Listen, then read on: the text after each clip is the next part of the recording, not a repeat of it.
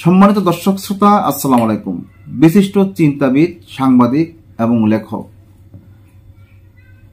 ফরহাদ মাজাহার, উনি বগুড়া একটা মত বিনিময় সভা করেছেন।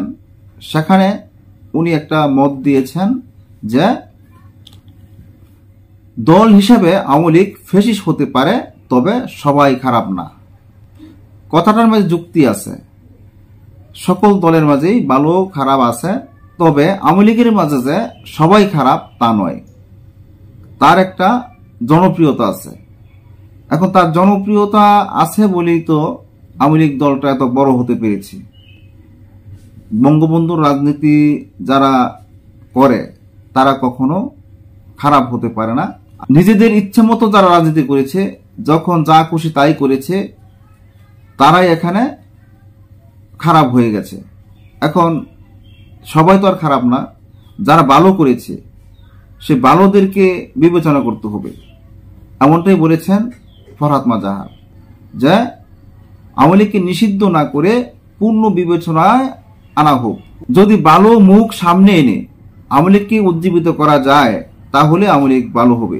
আর যত খারাপ আছে সকলকে বাদ দিয়ে তারপর আওয়ামী লীগকে পুনর্জীবিত করার চিন্তা চেতনায় উনি করেছেন। আওয়ামী লীগকে নিষিদ্ধ করার জন্য গতকালকে সার্জিস আলম, হাসনাত আব্দুল্লাহ বাইতুল মোকাররমের সামনে একটা সমাবেশ করেছেন। সেখানে ওনারা বলেছেন যতক্ষণ না পর্যন্ত আওয়ামী লীগ নিষিদ্ধ না হবে ততক্ষণ পর্যন্ত তারা আন্দোলন চালিয়ে যাবে। যদি আওয়ামী লীগকে নিষিদ্ধ করাই যেত তাহলে তো আগেই নিষিদ্ধ করে ফেলা।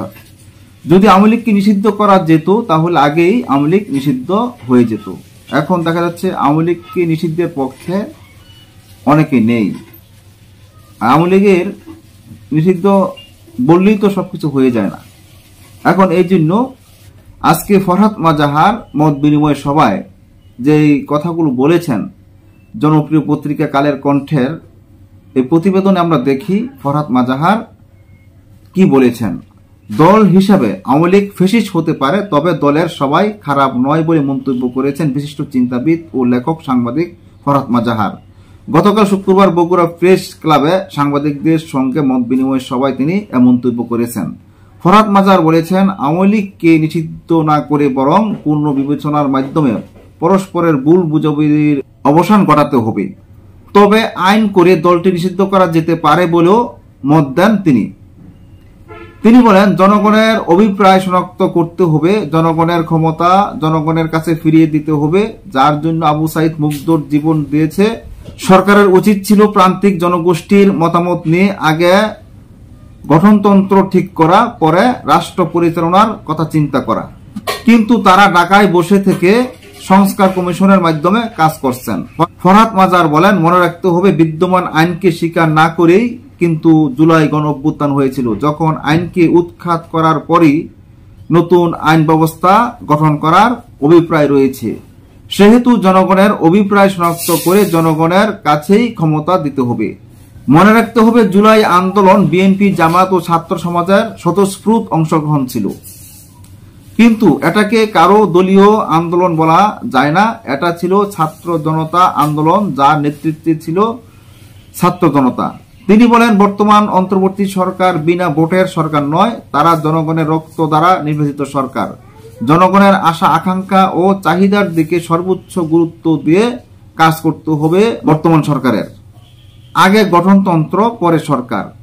যে কারণে গণপরিষদ সরকার ফরহাদ মাজাহারের দৃষ্টিতে গণতন্ত্র ঠিক না করে জাতীয় নির্বাচনের কোনো প্রয়োজন নেই। সম্মানিত দর্শক শ্রোতা, এই ছিল জনপ্রিয় পত্রিকা কালের কণ্ঠের একটা প্রতিবেদন। এখানে এই প্রতিবেদনের মাধ্যমে আপনারা বুঝতে পেরেছেন ফরহাদ মাজাহার যে কথাগুলো বলেছেন অত্যন্ত গুরুত্বপূর্ণ কথা। এই কথা হয়তো কেউ ফেলতে পারবেন না, যেহেতু উনি চিন্তাবিদ, একজন সাংবাদিক, একজন লেখক। ওনার কথাগুলো যদি গুরুত্ব দেওয়া হয় তাহলে মনে হয় ভালোই হবে। আজকের মতো এখানে শেষ করছি। আল্লাহ হাফেজ।